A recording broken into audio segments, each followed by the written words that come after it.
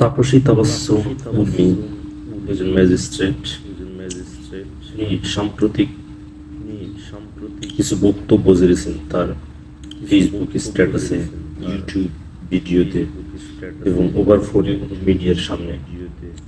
যে বিষয়গুলো নিয়ে তুলকালাম সৃষ্টি হয়েছে সারা বিশ্বেই বলা যেতে পারে, কারণ উনি সব বিতর্কিত কথাবার্তা বলেছেন। সেই রিসেট বাটন নিয়ে কথাবার্তা বলেছেন। ডক্টর ইউনূস ভয়েস অফ আমেরিকায় যে সাক্ষাৎকার দিয়েছিলেন, যে একটা রিসেট বাটন হয়ে গেছে, এভরিথিং ইজ গন আউট হয়েছে, সেই সমস্ত বিষয়গুলো নিয়ে একটা সাক্ষাৎকারে বলেছিলেন। আওয়ামী প্ল্যান সাংবাদিক বলেছিল যে এই শেখ মুজিবের মাজার ভাঙ্গা, শেখ মুজিবের মূর্তি ভাঙ্গা এবং ইতিহাস ঐতিহ্যের যে সমস্ত আস্থা করছিল শেখ মুজিবকে কেন্দ্র করে, সেগুলো ভেঙে চুরে গুলিয়ে দেওয়া হয়েছে। তখন প্রফেসর ডক্টর ইউনূস বলেছিলেন যে আপনি হয়তো জানেন না বা আপনার হয়তো স্মরণই নাই যে এই 24 আগস্টে যে বিপ্লব হলো, আন্দোলন হলো, গণহত্যা হলো, সেগুলো হয়তো আপনি ভুলেই গেছেন। সেই প্রেক্ষাপটে যদি আপনি কথাগুলো বলতেন তাহলে এই বিতর্ক বা এই প্রশ্ন হয়তো আপনার কাছে আসতো না। উর্মি তাবাসসুম উনি আরো বলেছেন যে এই রিসেট বাটনের মাধ্যমে কি আমাদের শেখ মুজিবকে ভুলে যাব এবং 1971 সালে যে অনেক মানুষ মারা গিয়েছিল তাদের ভুলে যাব, গণহত্যা হয়েছিল সেগুলো ভুলে যাব। কিন্তু উনি এই প্রশ্ন করেনি যে 71-এ শেখ মুজিবের যে ভূমিকা, সেই ভূমিকা কে আমরা স্মরণ করি, কিন্তু সেটা যে জাতীয় পর্যায়ের মানুষ শেখ মুজিব ছিল, সেই জাতীয় পর্যায় থেকে তাকে একটা দলীয়করণ করা হয়েছে। এই দলীয়করণের করার পিছনে সর্বোচ্চ ভূমিকা শেখ হাসিনা, এটা উনি বলতে ভুলে গেছেন। বা ন্যূনতম যদি একটা বাস্তব জ্ঞান থাকতে একজন এক্সিকিউটিভ ম্যাজিস্ট্রেটের, উনি কিন্তু এই কথাগুলো এভাবে বলতে পারবে না বা বলতে পারে না। এই জয় বাংলা স্লোগান বা এই যে মুজিব কার্ড, এই কার্ডকে খেলিয়ে খেলিয়ে শেখ হাসিনা যে অত্যাচার করেছে, রাষ্ট্র ব্যবস্থা ভেঙে ফেলেছে, দুমড়ে মুচড়ে ফেলছে। আমাদের যে সামাজিক চুক্তি ছিল মানুষের সাথে সরকার, সেই সামাজিক চুক্তির ভঙ্গন হয়েছে। মানুষ কোথাও কমপ্লেইন করতে পারতো না, প্রশাসন বলেন, আপনি যেখানেই বলেন, কোথাও মানুষের স্বাধীনতা ছিল না, বাক স্বাধীনতা ছিল না। ফেসবুক স্ট্যাটাস বলে না, উনি আজকে যে স্ট্যাটাস দিয়েছেন ওই স্ট্যাটাসটাও কিন্তু শেখ হাসিনার আমলে দেওয়া সম্ভব ছিল না।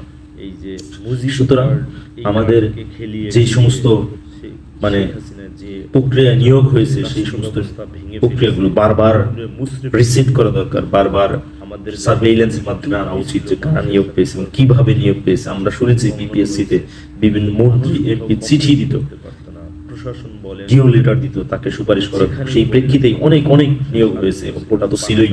সুতরাং এই সমস্ত এক্সিকিউটিভ ম্যাজিস্ট্রেটের MP3 পড়ার যে জ্ঞান, মুখস্থ করার যে জ্ঞান, সেই জ্ঞানগুলোর আপনারা খুব ভালোভাবে যাচাই বাছাই করে, দেশের যদি বাস্তব জ্ঞান থাকে তাহলে এরা কোনোভাবেই মানে নির্বাচিত হতো না, তার কোনোভাবেই এই সমস্ত চাকরিতে আসতে পারতো না। স্কুলিং, কলেজে, ইউনিভার্সিটির যে লেখাপড়া, সেই লেখাপড়া নিয়ে প্রশ্ন করতেছি সে বাস্তব জ্ঞান সম্পর্কে কতটা জানে। উনি প্রশ্ন করেছেন ডক্টর আসিফ নজরুলের সাথে sir Zafar Iqbal, if you compare Asif Nazrul to professor doctor Zafar Iqbal, Zafar Iqbal is nothing but a zero. আমি শুধু জিরো বলতেছি। কেন জিরো বলতেছি? উনি জিরোর চেয়ে নিছে নেগেটিভ। আপনি যদি জাফর ইকবাল সমাজ গঠনে, দেশ গঠনে, মানুষের মনস্তত্ত্ব গঠনে, সামাজিক পরিচয় বন্ধনের ক্ষেত্রে কথা বলেন, তাহলে জাফর ইকবালের চাইতে আমাদের ভূমিকা এই সমাজ, এই দেশ গঠনে অনেক অনেক বেশি। জাফর ইকবাল অনেক দূরের বিষয়, লিটল আপনার আসিফ নজরুল, উনির সাথে যদি কথা বলেন, জাফর ইকবালের সাথে যদি কথা বলেন, আপনি বুঝতে পারবেন যে আওয়ামী কত বড় চালা চামুন্ডা, আপনি নেতা উপনেতার চাইতে নিকৃষ্ট ভাষায় আপনি দলীয় সরকারের সাথে কথা বলেছে, দলীয় সরকারের পক্ষে কথা বলেছে সবসময়। সুতরাং এই যে এক্সিকিউটিভ ম্যাজিস্ট্রেট যে সমস্ত মানুষগুলো হয়েছে, তার মধ্যে এই সমস্ত মানুষগুলোকে আপনাদের সর্টিং করতে হবে, বের করতে হবে, বের করে তাদের এক্সাম্পল সেট করতে হবে, তাদের শাস্তি দিতে হবে, তাদের গ্রেপ্তার করতে হবে। নাহলে এদেশের মানুষ আবার গণ আন্দোলনে আসবে। আপনারা দেখেন 1581 জন অলরেডি মানুষ মারা গিয়েছে, ছাত্র জনতার মধ্যে আছে, এবং 33,000 মানুষ মেডিকেলাইজড। এই সমস্ত বিষয়গুলো আওয়ামী চেলা চামুন্ডারা প্রশ্ন করে না যে এই যে গণ অভ্যুত্থান গেল, এই গণ অভ্যুত্থানের মূল উদ্দেশ্য কি ছিল? একটা সরকার জোর করে দীর্ঘ 16.5 বছর ক্ষমতায় আছে এবং মানুষের কোনো রাইট নাই, মানুষ কোনো কথা বলতে পারতেছে না, সেইগুলো নিয়ে কেউ কথা বলে না। কথা বলে তারা যে এই যে শেখ মুজিবের মাজার ভাঙা, শেখ মুজিবের মূর্তি ভাঙা, সামাজিক চুক্তি যে ভঙ্গ হয়ে গেছে, মানুষের সাথে যে সরকারের যে সম্পর্ক বন্ধন সেগুলো যে নষ্ট হয়ে গেছে, বিনষ্ট হয়ে গেছে, সেগুলো নিয়ে তারা কথা বলে না। তারা কিভাবে নির্বাহী ম্যাজিস্ট্রেট হয় এবং এই সমস্ত নির্বাহী ম্যাজিস্ট্রেট গুলোই যদি দেশ চালায় তাহলে দেশ কিভাবে চলছে এবং দেশের কোথায় কোথায় গন্ডগোল আছে এটা সহজেই অনুমেয়। আপনি আরো লক্ষ্য করে দেখবেন, উনি ওভার ফোনে আরো অনেক কথা বলেছেন মিডিয়ার সামনে। উনি বলেছেন আবু সাইদ নাকি সন্ত্রাসী মানুষ ছিল, সে বিশৃঙ্খলা সৃষ্টি করেছে এবং সে মানে কি পুলিশ পিটিয়ে মারছে, এরকম কথাও সে বারংবার বলেছে। আপনারা একটু হিসাব করে দেখেন, আমি আওয়ামী, ছাত্রলীগ, স্বেচ্ছাসেবক লীগ, যুবলীগের যার সাথেই কথা বলেছি, তারাই বলছে যে এই আবু সাইদকে গুলি করার পর থেকে তারা এটা মেনে নিতে পারেনি, তারা চেয়েছে সরকার পতন হোক। আমি অনেক হিন্দু বৌদ্ধ নাস্তাদের সাথে কথা বলেছি, তারাও এই একই কথা বলছে যে একটা সরকার ছাত্রছাত্রীদের, ছাত্র জনতার উপর যে পরিমাণ নিপীড়ন করেছে, যে পরিমাণ গণহত্যা, ম্যাস কিলিং, ইনডিসক্রিমিনেট কিলিং চালিয়েছে, সেই কিলিং এর প্রেক্ষিতে আপনার কোনোভাবেই শেখ হাসিনা ক্ষমতায় থাকার অধিকার রাখে না। অথচ এই এক্সিকিউটিভ ম্যাজিস্ট্রেট, তথাকথিত এক্সিকিউটিভ ম্যাজিস্ট্রেট, উনি বলতেছে যে এই সমস্ত বিষয়গুলো নাকি বিচার্য বিষয়, অথচ সারা বিশ্বাস রিপোর্ট করে ফেলছে, যে রিপোর্ট সরাসরি দেখিয়েছে বিবিসি, আল জাজিরা, পৃথিবীর এমন কোন সংবাদ মাধ্যম নেই যে সংবাদ মাধ্যম আবু সাইদের হত্যাকাণ্ডের ভিডিও আসে না, হত্যাকাণ্ডের ঘটনাটা আসে। কিন্তু এই সমস্ত এক্সিকিউটিভ, তথাকথিত এক্সিকিউটিভ ম্যাজিস্ট্রেট এগুলো মানতেই পারতেছে না। এটার কারণ হলো কি? এটা উনি কেন এমনটা করেছেন বলে আপনার মনে হয়? আমরা জানি, so far as I know, from the based of the knowledge of accurate knowledge, earning knowledge থেকে আমরা যতটুকু জানি সেটা হলো যে আওয়ামী এজেন্ডা, আওয়ামী দালালরা, আওয়ামী শেখ হাসিনা, আওয়ামী প্রধান শেখ হাসিনা, উনি প্ল্যান্ড ওয়েতে কিছু মানুষকে প্রশাসনের বাইরে ভিতরে সব জায়গায় খেলিয়ে বেড়াচ্ছে। এটা তো মানে ট্রান্সপারেন্ট, ক্লিয়ার, মানে ভেরি ট্রান্সপারেন্ট যে শেখ হাসিনা নিজে বিভিন্ন মাধ্যমে কথা বলে রেকর্ড করে এগুলো ইউটিউবে সার্চ ইঞ্জিন চেলা চামুন্ডরা কিছুটা জানতে পারে। আপনি দেখবেন তাদের যে ইলউইল সেটাও কিন্তু কিছুটা হলেও বাস্তবায়ন হচ্ছে, বিভিন্ন মাধ্যমে এই কথাগুলো আসতেছে, চেলা চামুন্ডরা ধীরে ধীরে জাগতে শুরু করেছে। তাদের ভিতরে ন্যূনতম বিবেক বোধ, কনসেনসাস যদি থাকতো তাহলে কিন্তু তারা এত হত্যাকাণ্ডের পরেও আওয়ামীর পক্ষে কোনো কথা বলতে পারত না। যাদের ভিতরে বিবেক আছে, তাদের ভিতরে কাউন্টাবিলিটি আছে, যাদের ভিতরে মানে তাকওয়া আছে, সত্যিকারের তাকওয়া, আপনি পরকাল বিশ্বাস করেন বা না করেন, আপনার ভিতরের যে বিবেক, সেই বিবেককে আপনি বিচার করে দেখেন যে এইগুলোর পরেও শেখ হাসিনা কোনো মোরালিটির দিক থেকে সে সরকার থাকতে পারে কিনা, আওয়ামী রাজনীতি করতে পারে। এগুলো কেন ঘটতেছে? এই সমস্ত কারণে ঘটতেছে। আর একটা দিক লক্ষ্য করে দেখবেন আপনি, সেটা হলো প্রফেসর ইউনূস অবাধ স্বাধীনতা দিয়েছে, মানুষকে কথা বলার অবাধ স্বাধীনতা দিয়েছে।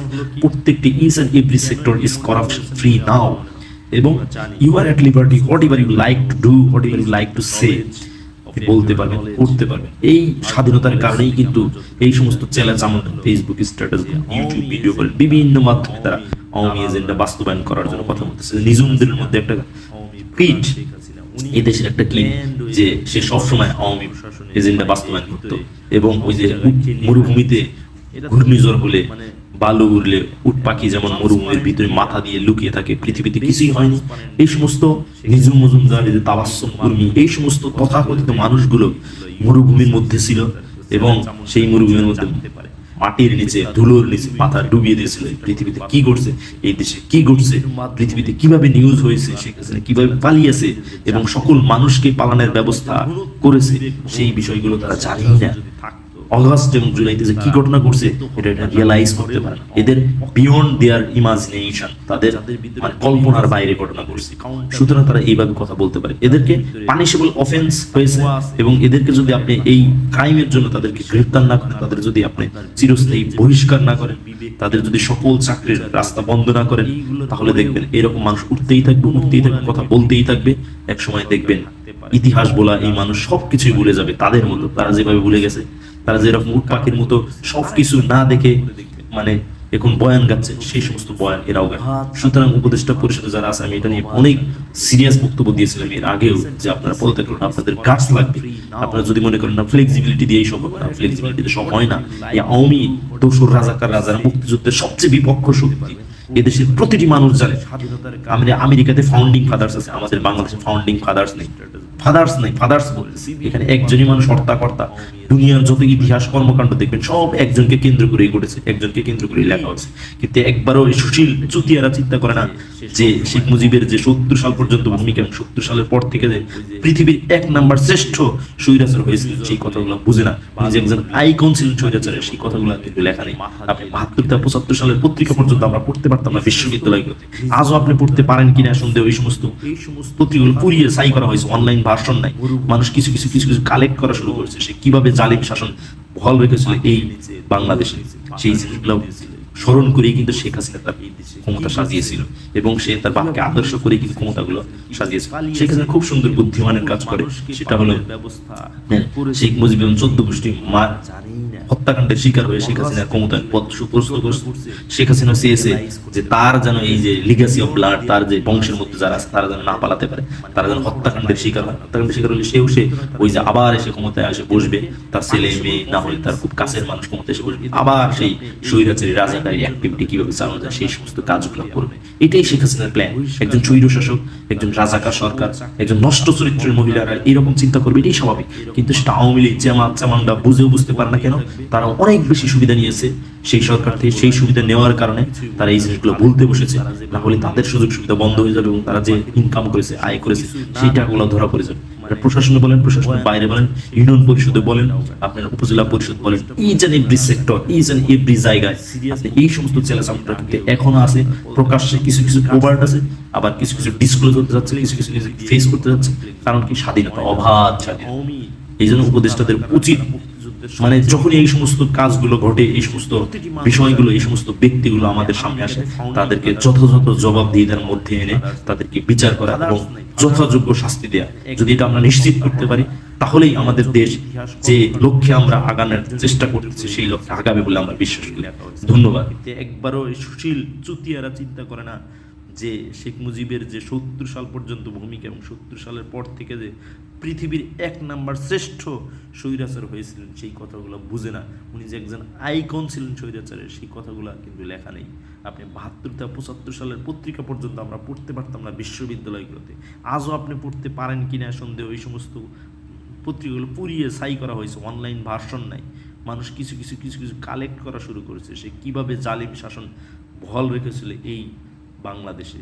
সেই জিনিসগুলো স্মরণ করেই কিন্তু শেখ হাসিনা তার ক্ষমতা সাজিয়েছিল এবং সে তার বাপকে আদর্শ করেই কিন্তু ক্ষমতাগুলো সাজিয়েছিল। শেখ হাসিনা খুব সুন্দর বুদ্ধিমানের কাজ করে, সেটা হলো আপনার শেখ মুজিব এবং ১৪ গোষ্ঠী হত্যাকাণ্ডের শিকার হয়ে শেখ হাসিনার ক্ষমতার পথ সুপ্রস্ত করছে। শেখ হাসিনা চেয়েছে যে তার যেন এই যে লিগাসি অফ ব্লাড, তার যে বংশের মধ্যে যারা আছে তারা যেন না পালাতে পারে, তারা যেন হত্যাকাণ্ডের শিকার হয়। হত্যাকাণ্ডের শিকার হলে সেও সে ওই যে আবার এসে ক্ষমতায় আসে বসবে, তার ছেলে মেয়ে না হলে তার খুব কাছের মানুষ ক্ষমতায় এসে বসবে, আবার সেই স্বৈরাচারী রাজাকারী অ্যাক্টিভিটি কীভাবে চালানো যায় সেই সমস্ত কাজগুলো করবে। এটাই শেখ হাসিনার প্ল্যান। একজন স্বৈর শাসক, একজন রাজাকার সরকার, একজন নষ্ট চরিত্রের মহিলারা এইরকম চিন্তা করবে, এটাই স্বাভাবিক। কিন্তু সেটা আওয়ামী লীগ, জামাত, চামান্ডা বুঝেও বুঝতে পারে না কেন? তারাও অনেক বেশি সুবিধা নিয়েছে সেই সরকার থেকে। সেই সুবিধা নেওয়ার কারণে তারা এই জিনিসগুলো ভুলতে বসেছে। না হলে তাদের সুযোগ সুবিধা বন্ধ হয়ে যাবে এবং তারা যে ইনকাম করেছে, আয় করেছে সেই টাকাগুলো ধরা পড়ে যাবে। এটা প্রশাসনে বলেন, প্রশাসনের বাইরে বলেন, ইউনিয়ন পরিষদে বলেন, আপনার উপজেলা পরিষদ বলেন, each and every sector, each and every জায়গায় আপনি এই সমস্ত চেলাচামুন্ডা কিন্তু এখনও আছে। প্রকাশ্যে কিছু কিছু কোভার্ট আছে, আবার কিছু কিছু ডিসক্লোজ হতে যাচ্ছে, কিছু কিছু নিজেকে ফেস করতে যাচ্ছে। কারণ কি? স্বাধীনতা, অবাধ স্বাধীনতা। এই জন্য উপদেষ্টাদের উচিত মানে যখনই এই সমস্ত কাজগুলো ঘটে, এই সমস্ত বিষয়গুলো, এই সমস্ত ব্যক্তিগুলো আমাদের সামনে আসে, তাদেরকে যথাযথ জবাবদিহিতার মধ্যে এনে তাদেরকে বিচার করা এবং যথাযোগ্য শাস্তি দেয়া। যদি এটা আমরা নিশ্চিত করতে পারি তাহলেই আমাদের দেশ যে লক্ষ্যে আমরা আগানোর চেষ্টা করতেছি সেই লক্ষ্যে আগাবে বলে আমরা বিশ্বাস করি। ধন্যবাদ।